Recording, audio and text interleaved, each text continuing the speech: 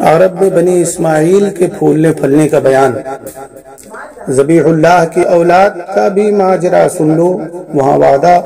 خدا کا کس طرح پورا ہوا سن لو، اور گھرانے میں بنی جرہم کے پیغمبر نے شادی کی، خدا کے گھر سے قسمت جاگ اٹھی اس خشک وادی کی، پسر بارہ دیے اللہ نے اس پاک ہستی کو، بسایا یوں عرب کی سر بلندی اور پستی کو، بسائیں بستیاں 11 نے کوہ دشت صحرا میں، رہا قیدار بیت اللہ کی خدمت کو بطحا میں، قریب کعبۃ اللہ شہر مکہ کی بنا ڈالی، پسر اس کے ہوئے کعبے کے خادم شہر کے والی، بنی آدم کی دنیا میں ہزاروں انقلاب آئے، جہاں میں سینکڑوں طوفان اٹھے، لاکھوں عذاب آئے، بہت قومیں اٹھی اور چھا گئی میدان ہستی پر،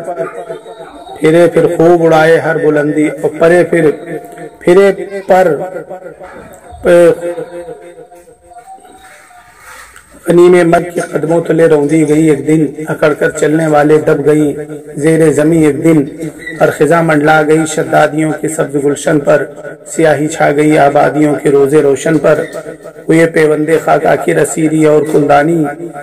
سرے فروزاں کو شوکت موت نے کچھ بھی نہیں مانی، نہیں رہتا ہمیشہ ساز ہستی ایک ہی دھن پر، کھنڈر ہنسنے لگے بابل کے نمرودی تمدن پر،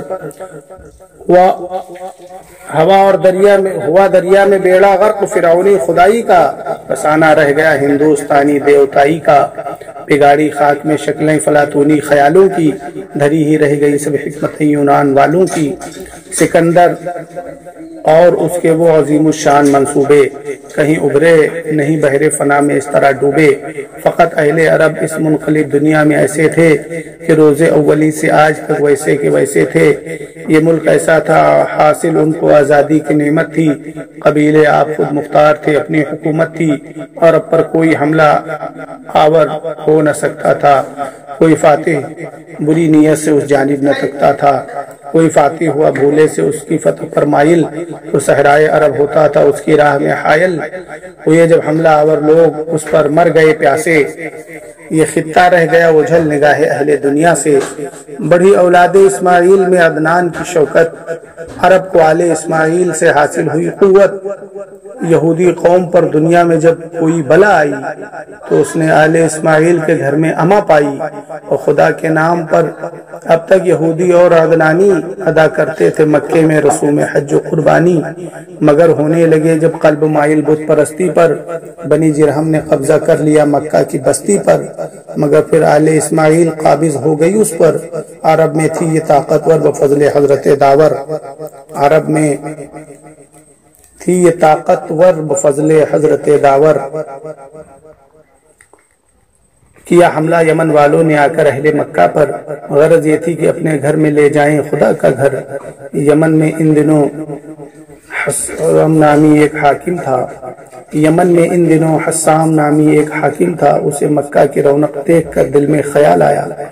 کسی صورت سے توڑوں آل اسماعیل کی شوکت، اسی کعبہ کے دم سے ان کی دنیا بھر میں ہے عزت، اگر کعبہ گرا دوں اس کے پتھر ساتھ لے جاؤں، یمن میں اس سے ایک مندر نیا تعمیر کرواؤں،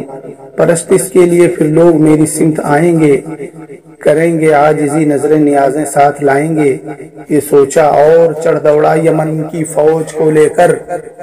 کیا آ کر اچانک اس نے حملہ شہر مکہ پر، اور یہاں پر خادم کعبہ کنانہ کا گھرانہ تھا، اسی میں فہر بن مالک تھا جو فرد یگانہ تھا، یمن والوں کو یورش دیکھ کر غصے میں تھرایا، کیا کنبہ اکٹھا اور مکے سے نکل آیا،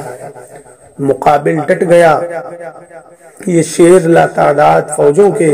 اور چٹانوں کی طرح روکے تھپیڑے تند موجوں کے، بھگایا ایک ریلے میں یمن والوں کے لشکر کو، تعاقب کر کے قبضے میں لیا لشکر کے افسر کو، یہ ایسی فتح تھی جسے قریش اس کا لقب ٹھہرا، یہی نامی قبیلہ ہر طرح فخر عرب ٹھہرا، قریش اہل عرب میں نام ہے اس ویل مچھلی کا، سمندر میں کوئی ثانی نہیں جس کی بڑائی کا۔ قریش اولاد اسماعیل میں تھے سب سے طاقتور، یہی کعبہ میں خادم تھے، یہی تھے شہر کے افسر۔ قصی ابن کلاب ان میں بہت ہی شان والا تھا اور بڑا زیرک، بڑا تاجر، بڑا سامان والا تھا۔ ہوا عبد مناف اس کا پسر ہاشم، ہوا عبد مناف اس کا پسر ہاشم، اور پسر تھے اور بھی سردار تھا سب کا مگر ہاشم، پسر بھی اور تھے سردار تھا سب کا مگر ہاشم۔ اور حضرت ہاشم کے بیٹے حضرت عبد المطلب، اور حضرت عبد المطلب کے بیٹے حضرت عبداللہ،